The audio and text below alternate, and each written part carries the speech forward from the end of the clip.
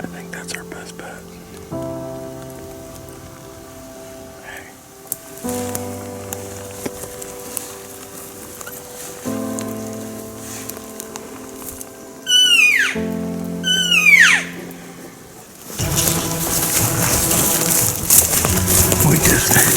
There's a big bull just come across the field into this timber over here.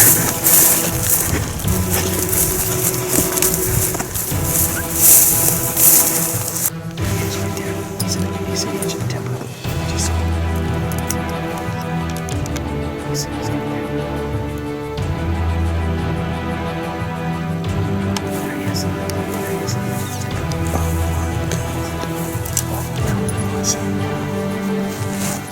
We need to get down. Make sure he doesn't pop out.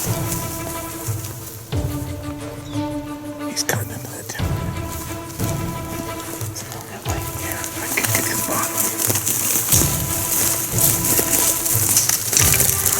I'll turn it back on after we roll down to the bottom.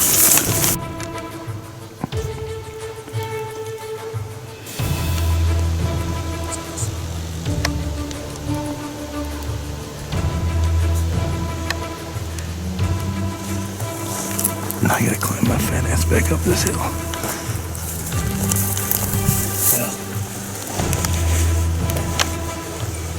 the only bad part about that whole thing is that we dropped about 700 feet in elevation on a 200-yard sprint. But I will give that credit to Chance Bobeth for telling me, when you see him, you better go. And we definitely went on that one, try to catch up to him, but he dropped another 1,000 feet vertical below us into that canyon, which is good for us because it looks to me, I don't know if Mark caught this on camera or not, but I just happened to look over at Mark. And I seen down in the shadows of those aspens down there, you could see his body going through. Well, you could see a body of an elk, and I'm assuming it's him. And I got him on camera going through. do you? Yeah. Oh, so it was him? Yeah. Well, that's good because he's Did going. you hear that snap? Yes. Yeah, that's why I started looking. But it sounded like the snap came from up in here. So that just goes to show how bad my ears are because outside of being deaf in my left ear, I got such a head cold that my ears are just all plugged up and I can't hear anything. So anyways, that bull is headed back up the canyon, which is fantastic because it's in the direction of where we're hunting tonight.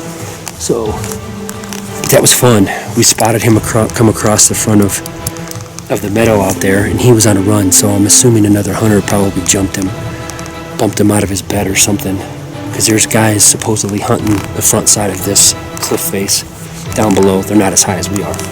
And he came out of there, and Mark was like, his mouth was wide open like he'd been running.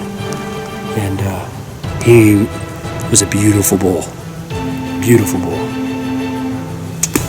So hopefully we'll get another crack at him, but I can tell you that we're going to back out of here and get out of here. So that's our plan. We're going to get out of here and not pressure him anymore. We don't want to push him across the fence. That Which means is he's filled his Jason. Huh? What was I calling yesterday? My Uncharted? Yeah, the Jason Shockey has been fulfilled for today. He's got his rush. That was awesome. It was. I mean, that's Dude, what it's... he had. If you walk down there, there's a huge face. Yeah. He had two options: this way or that way, and he picked the right one for him. And he's going through... You can see these aspens. He just went right through all these aspens. And I don't know how far he'll go, but that property line isn't that far, so that's the only scary part is that he'll go over there now that he's been bumped from over here.